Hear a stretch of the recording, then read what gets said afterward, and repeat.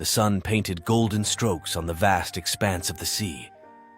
Its warmth caressed my face as the cool water gently swayed beneath me. It was supposed to be a perfect day at the beach, a break from the incessant grind of life.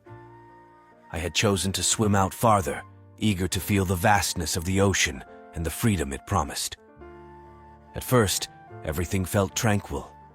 The rhythmic rise and fall of the waves was hypnotic, but in mere moments that serenity turned into my worst nightmare.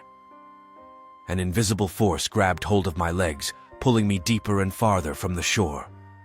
Panic surged through every fiber of my being. The undercurrent was a lot stronger than I had anticipated. I fought hard, flailing my arms, trying to break free from its grasp. But the ocean was unrelenting. My lungs screamed for air as I was dragged deeper into its abyss. The sunlight that once warmed my face now appeared as a distant, fading glimmer. Thoughts raced through my mind. Memories of family, of laughter, of moments taken for granted flashed before me. The crushing weight of regrets, things left unsaid, dreams unchased, bore down on me more than the weight of the water. I yearned for one more chance, one more breath, one more moment with those I love. My heart raced, and my mouth involuntarily opened in a desperate attempt to scream, only to be filled with the cold, salty water of the sea. I choked, my vision blurring as the darkness crept in. The once gentle sway of the ocean now felt like the cruel hands of fate, pulling me away from everything I held dear. Is this how it ends? Alone in the vastness, surrounded by the very beauty that had lured me. The thought was devastating. With my dwindling strength, I reached out, hoping against hope that someone, anyone, would grasp my hand and pull me back to the world of the living. The ocean's roar drowned out my silent pleas, its depths threatening to consume my very essence. In those final moments, the fragility of life became painfully clear. The sea, with all its beauty and might, held me in its grip, and all I could wish for was a miracle. My name is John, and this is my story. In the old town square, where each stone seemed to whisper tales from centuries past, a flamboyant tent caught the eye of many, including mine. It was adorned with ancient symbols, dream catchers swaying gently in the breezy.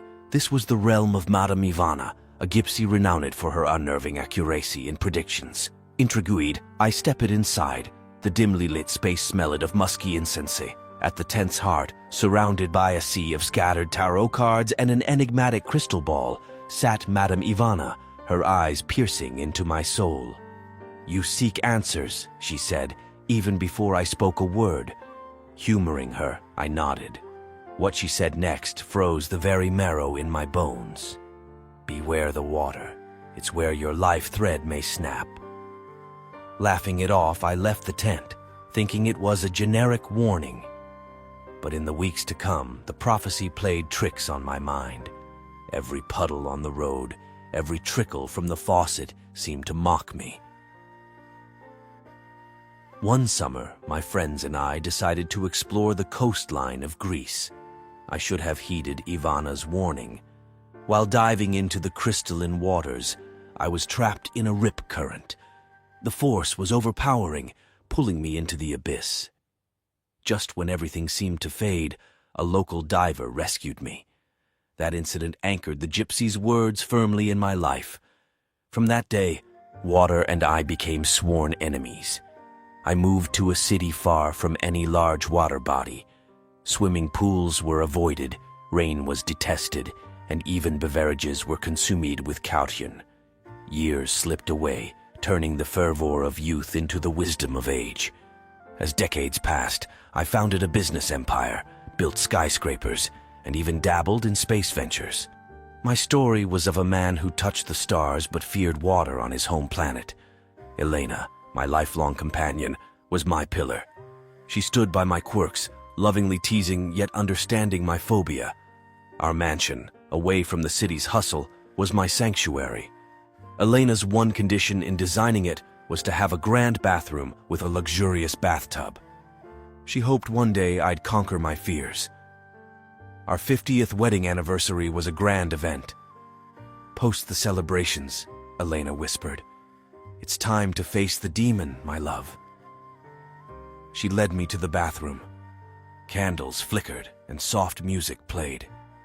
With trepidation, I stepped into the tub. The water was warm, welcoming even. With Elena by my side, my fears began melting away. We laughed, reminiscing about our journey together. As the night deepened, Elena left to get some wine. My eyelids grew heavy, and soon I drifted into a deep slumber. Unbeknownst to me, as I slept, the water level rose. The taps, old and rusty, had malfunctioned. Water gushed out, inch by inch, covering my face. Elena returned to a sight she'd never imagined.